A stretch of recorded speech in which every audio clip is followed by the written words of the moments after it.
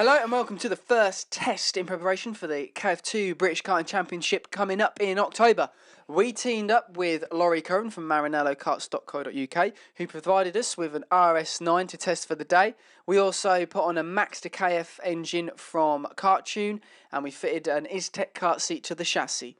So without further ado, join me on board to get some first impressions of what it's like to drive and what it takes to drive and race at this level. So this is it, KF2 getting ready for the British Karting Championships.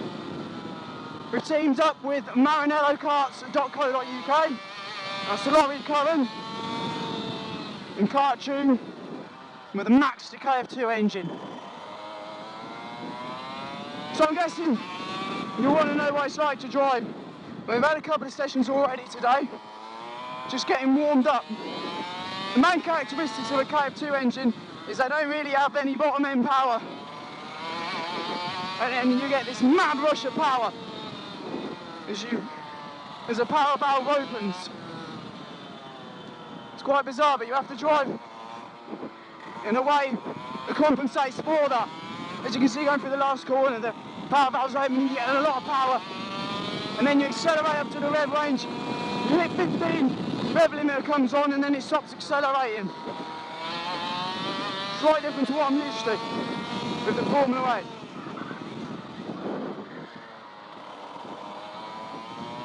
8. Another characteristic is getting used to the car. It's actually a very, very good car. It's probably the best car I've driven all year. But like any top level car, you really have to attack the corners in a smooth manner to get the kart working. Otherwise it doesn't.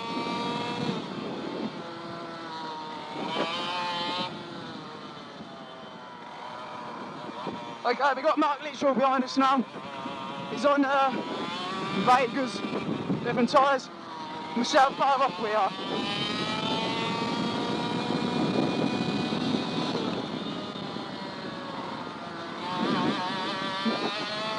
Coming out the last corner, a lot of power. It's quite weird, because as you come out of here we don't have much power, then bam, you get mid-range and you accelerate into the second hairpin, something I'm not really used to. So, I bet you're wondering how far off Mark we were. Well, it was really lucky that he was there that day because he provided the perfect benchmark for us to measure ourselves against. And he was on Vega Greens, which is a slightly harder compound than we were running. He did a 44.7 and we did a 45.5. So we sort of estimated that a 44.5 would be a really good time for me to aim for. So we were about a second off the pace, which we were really happy with. It's our first test at this kind of level. For me, you know, I've only ever raced the odd clubby, so at this level, you've really got to push yourself quite hard, so there's definitely room for improvement.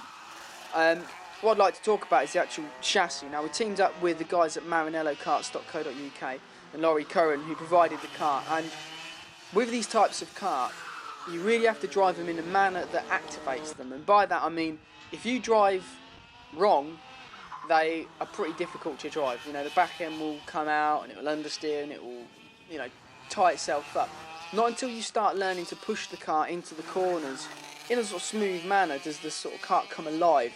And throughout the day I've got better and better at doing this sort of technique of attacking the corners quite hard. Now this was my fastest lap of the day we're watching now.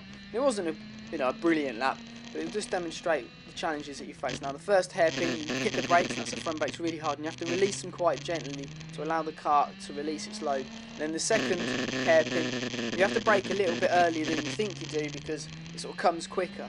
Now this is the corner where you have to attack really hard. You have to really get the kart into that apex, otherwise it just won't work, and the faster you go the better it is.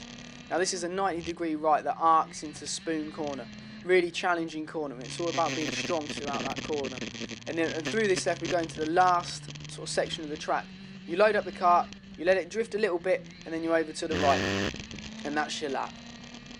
What I was really happy with from our point of view was the kart was really good, and it was only really good because I could sort of get to drive it properly, and that was because of, a new fitness regime, a new diet regime has allowed me to sort of get into a kart now and do more than 10 laps without sort of fatigue fatiguing and just falling asleep, you know.